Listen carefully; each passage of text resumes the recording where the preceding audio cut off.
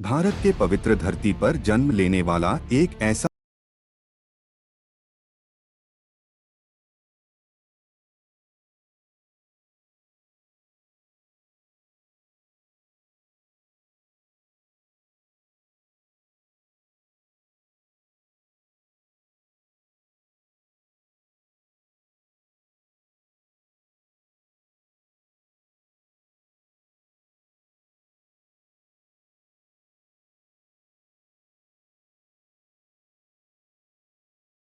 होगा।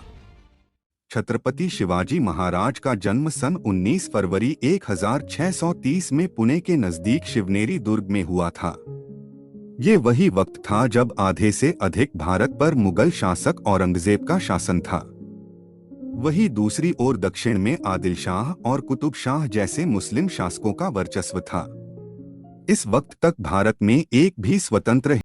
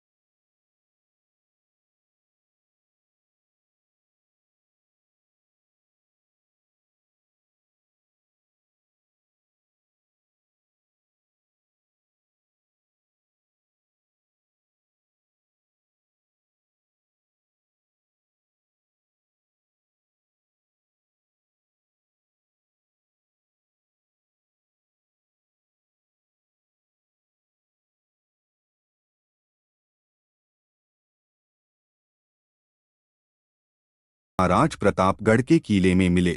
गले मिलने के बहाने अफजल खान ने महाराज के पीठ में चाकू से हमला कर दिया, लेकिन इस सब से वाकिफ शिवाजी महाराज ने पहले से ही लोहे का कवच पहन रखा था और उसके हमले से बचकर महाराज ने अफजल खान को वही मौत की नींद सुला दी।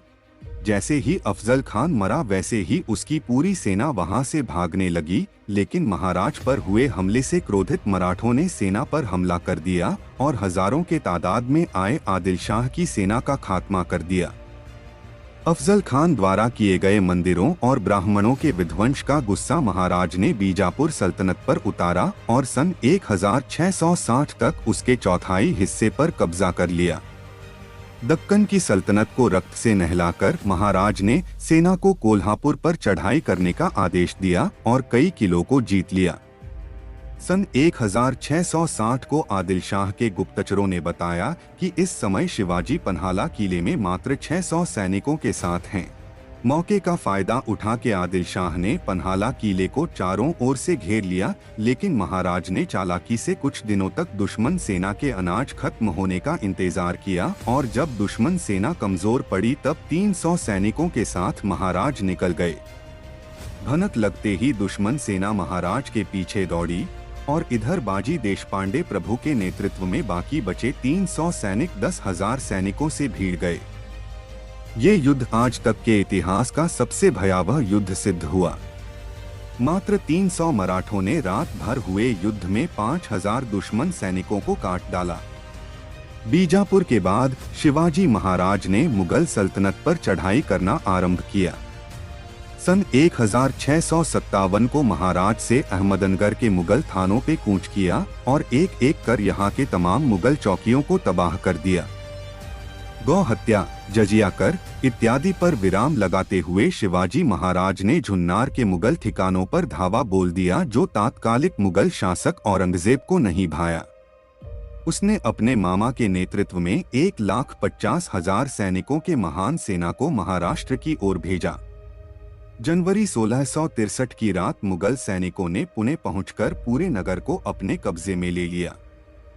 अगले 3 महीनों तक मुगल सैनिकों ने पुणे के हिंदुओं, गायों और मंदिरों पर अपना गुस्सा उतारा, लेकिन अप्रैल 1663 को महाराज ने पुणे पर चढ़ाई की योजना बनाई और मात्र 400 सैनिकों के साथ पुणे पर चढ़ाई कर दी। मराठी सैनिक वेश बदलकर किले में दाखिल हो गए। इस हमले को देख मुगल सेनापति शाइस्ता खान की रूह कांप गई। मौत रूपी शिवाजी महाराज को देखकर उसने किले से कूदने की कोशिश की। वो तो बच के भागने में सफल रहा, लेकिन महाराज के तलवार ने उसकी 3 उंगलियां काट डाली। ईस्वी सन 1664 में शिवाजी महाराज ने मुगल के तात्कालिक सबसे समृद्ध शहर सूरत पर चढ़ाई कर दिया। वहां हो रहे मुगल के समूचे व्यापार को तहस नहस कर मराठों ने मुगल के बेशुमार दौलत को कब्जे में कर लिया। इस घटने से आहत औरंगजेब का गुस्सा 7वें आसमान पर पहुंचा और उसने आमेर के राजा जयसिंह को शिवाजी की सेना पर धावा बोलने का आदेश दिया। सन 1665 को जयसिंह ने अपने 1 लाख सेना के साथ महाराज को पुरंदर के किले में घेर लिया और महाराज शिवाजी को शांति समझौता करना पड़ा। इस समझौते के तहत महाराज को 23 हिंदवी किले लौटाने पड़े, किंतु 1670 में शिवाजी महाराज का एक और सैलाब आया। महाराज ने किलों पर तैनात मुगल सेनाओं को मार मार कर लाशों का अंबार लगा दिया। मात्र 4 महीनों में महाराज ने अपने सारे किलों पर भगवा ध्वज लहरा दिया। 6 जून सन 1674 को शिवाजी महाराज का पूरे धूमधाम से राज्याभिषेक हुआ।